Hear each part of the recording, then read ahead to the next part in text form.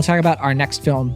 The Dry is a new Australian mystery drama thriller western. It was directed by Robert Connolly. He co-wrote the screenplay with Harry Cripps, and he is, of course, an Australian-based director. And this cast is definitely one of the main reasons it kind of hit my radar. I was like, Eric Bana. We haven't seen him in quite a while. We haven't seen him. I think the last thing I saw him in was, the 2017, the King Arthur Legend of the Sword, that movie.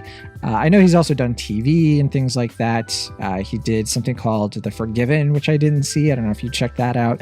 I think that also came out in 2017. He has made like some appearances in certain things like Dirty John, and he's been on he's been out there. Like, I feel like I see Eric Bana in the news. It's not like he disappeared from Hollywood, but I was so excited to see, here is coming a thriller where he's in the lead role. It kind of, if you watch the trailer, it kind of has this like Taylor Sheridan sort of thing, but it's also Australian, so it has that very unique sensibility. The cast also includes Genevieve O'Reilly, Keir O'Donnell, and John Polson. It's kind of like an airplane novel sort of movie. I don't mean that as a pejorative, but it does kind of feel like, if you would read an airplane novel about this sort of thing, where it's about a guy going back to a small town. He's currently a federal agent. He has like a dark past in this town, a bad reputation, because people believe he is responsible for this death, this unfortunate tragic death that happened when he was in high school, and then he had to move away. He comes back decades later to find that somebody who might have been involved in that situation all those years ago has very recently not just killed himself, but allegedly also killed his wife and child, but sparing his baby daughter. However, the father of this family, who people believe was involved in a murder-suicide, his parents don't buy it. They think there's something else going on here, that there is a deeper story, that there is some other circumstance that the police in this town have missed. And so they come to Eric Bana's character, Agent Aaron Falk, and they ask him to look into it himself and maybe solve this mystery. But of course, doing so in a town where everybody is out to get you might prove to be very troublesome. So this movie has a lot of Eric Bana's character moving about the town, asking people questions, trying to get to the bottom of the things, but also sort of reckon with his backstory in this place, his baggage, and all of that. This movie has gotten good reviews from critics. People seem to really enjoy it. It's kind of a taut Western sort of thing, a contemporary neo-Western. It's coming to us from IFC Films, and we didn't have a chance to talk about it last week, but it did come out on May 21st. Will Ashton, what did you think of The Dry? I forgot to mention, by the way, it's called The Dry because this entire area, it's called the Kiwara region, is suffering a major drought. And so that is sort of the backdrop of this setting. And so there you go. Will Ashton, what did you think of the movie? Well, it's also, I think, fitting of the tone, which is certainly not... Wow. Yeah. I mean, right it's off the bat. False, right? What's that? I said right off the bat. Although I'm taking that, interpreting it as a negative, a criticism, saying that the Why tone do you is say dry. that? No, I mean, I don't mean that as a slight. I just mean that apologies. It's going Okay. for... No, I mean, I like... That's part of the appeal for me, was that this is a dry, no-nonsense Australian neo-Western, as you were suggesting. It doesn't... I don't know if it's technically... I guess more of a mystery than a Western, but I tend to enjoy that because that's just the prototypical Australian sensibility. And this is very much a Australian film, to the point where I was really amused. There's a scene where like the Eric Bana's character is like checking into a hotel, and he's getting a little, he's like has a back and forth, and then the hotel owner immediately turns around and there's like a bar behind him. It's like, all right, so what beer do you want? And it's such like a Australian touch that I was very amused by that. But as for the movie itself, I generally agree with your I agree with your just general, I guess, affirmations or whatever, your approval of the film. I like Eric Bana a lot. I find him to be, he has a very odd career in that he came from sketch comedy, and then he came over to America and just did a lot of serious dramas. And now he's going back to Australia and doing serious dramas. And he's not necessarily bad at it, but I do kind of wish he would return to some of the more lighthearted things they did earlier in his career. But nevertheless, if he is going to continue to do kind of more serious stuff, I think this is one of the better performances that we've gotten from him, primarily because, as you were mentioning, it's one of the few performances we have gotten from him in recent years. So it is nice to see a nice little star vehicle for him. And I do appreciate that, as you're mentioning, that this is a pretty tight, contained 2-hour film. I could see, especially in today's TV market, if they were to try to push this into like a 6 or 8 hour miniseries, and I feel like that would just kind of drag it out to the point of tedium. And I appreciate the movie is able to keep itself pretty refrained and not indulge in it, and have a kind of tight control of narrative and tone. But the thing that kind of kept me from loving the film was that it favors this sort of flashback style where it'll go from the present day to the past. And I found that the sequences in the past just aren't quite as interesting or compelling as the scenes in the present day. I don't know if you agree or disagree with that sentiment, but I just found myself disconnected with the film anytime it would try to go back, because it has this sort of like heightened melodramatic tone that feels against what I find appealing about the present day stuff that's a little bit more constrained and thoughtful. And I just kind of wish the movie favored one style over the other, because it kind of felt like it was making the film more uneven than it needed to be. I definitely disagree with that. I think that the flashbacks are pretty effective, and I never felt like it was too much. And what I liked about them is that there was a contrast between his past, where we see him as a totally different person, and we have that added context of what he went through. And we sort of see in through his perspective, like the blank spots in this situation. And then it kind of keeps you guessing. And to me, that was important to the movie, because otherwise, if they left it to our imagination, I think the movie would have been a little bit too murky in terms of, well, what is this guy's deal? And I think that would have been more distracting than the actual flashbacks. I think we would have been second guessing too many things going on in the movie. And instead, I think it's kind of carefully guiding us through a mystery that, to be totally fair, and I think this is certainly a criticism I have, it's a little bit too predictable, a little bit too easy to call what's really going on here. And it's not the kind of thing where I think everybody will get it, but I do think that it's something that's kind of glaringly obvious. But that could just be my interpretation of it. And so that said, I think the flashbacks are very functional. They may not be super, and amazing. I don't think that they're all that impressive or remarkable, but I think they serve a pretty decent purpose, and so I thought they were fine.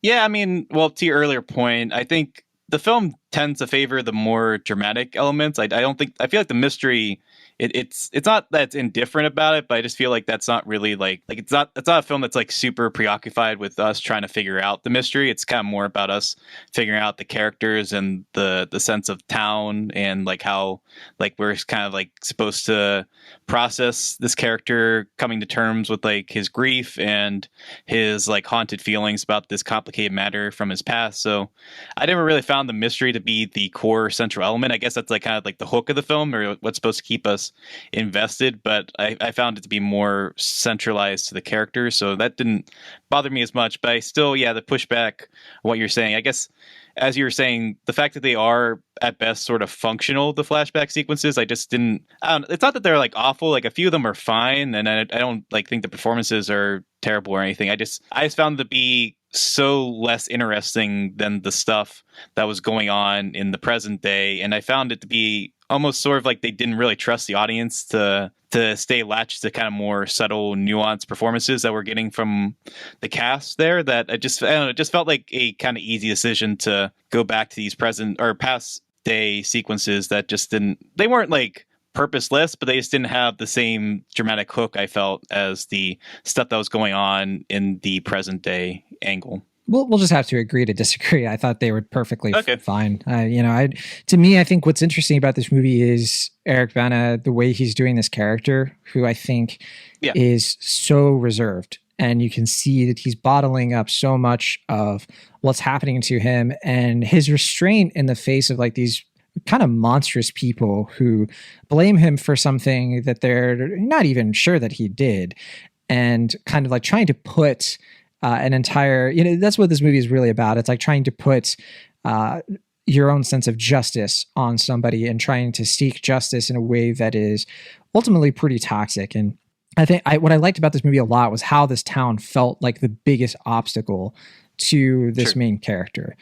And to the point where you even wonder if they have a point. Is there something else beneath the surface here?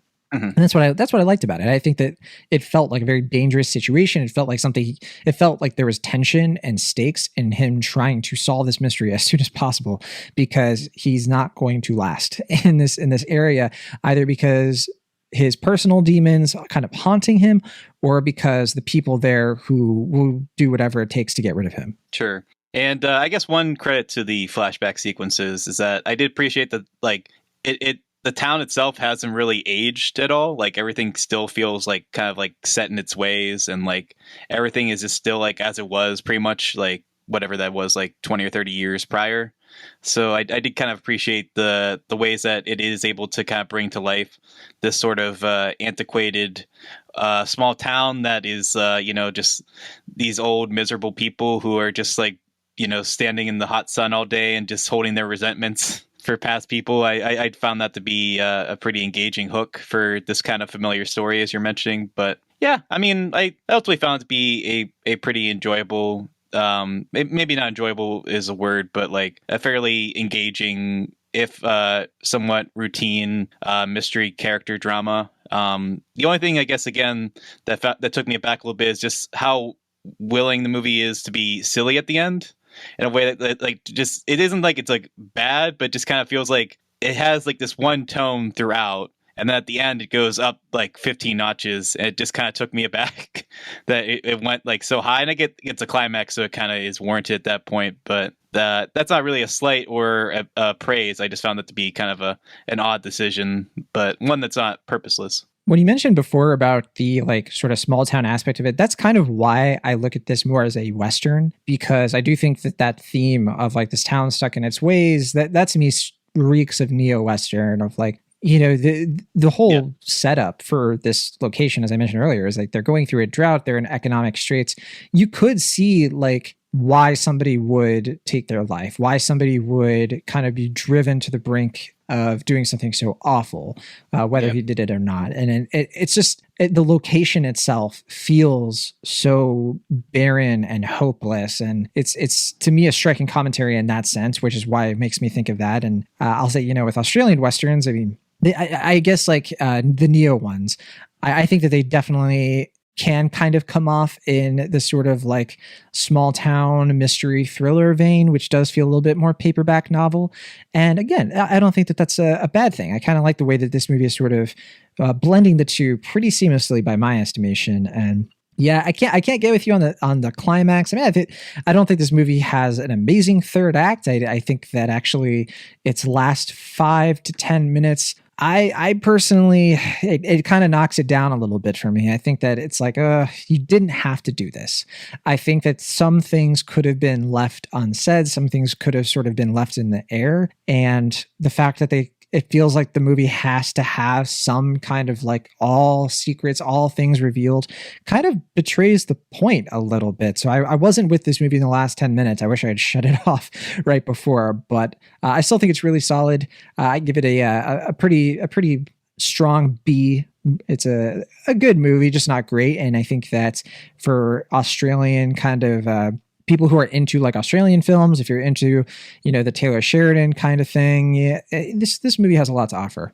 Sure, yeah. I mean, I'm not as high as you are on this one, but I did ultimately enjoy it. I gave it a pretty admirable B minus. I guess, like I said before, that the kind of soapy flashback sequences just didn't really connect me in the same way that I found the more subdued and thoughtful present day sequences to be a little bit more engaging, worthwhile. Like we were saying, it's not really trying to reinvent the wheel or anything. It's just trying to do a kind of more thoughtful take on a type of story that we've seen several different times before. And in that sense, I think it does what it needs to do. I do think it's a decent starring vehicle for Eric Bana. Though, like I said before, I kind of wish he would go back to doing a comedy or two, because his other films of late have been quite serious. And, go back, have a joke or two. I don't know, but yeah, it's fine. I enjoyed it. It's worth a watch if this is your thing. All right. Well, that is The Dry. It is currently available to watch in select theaters and on video on demand, I believe, to rent. It is not too long, 117 minutes, so just under 2 hours.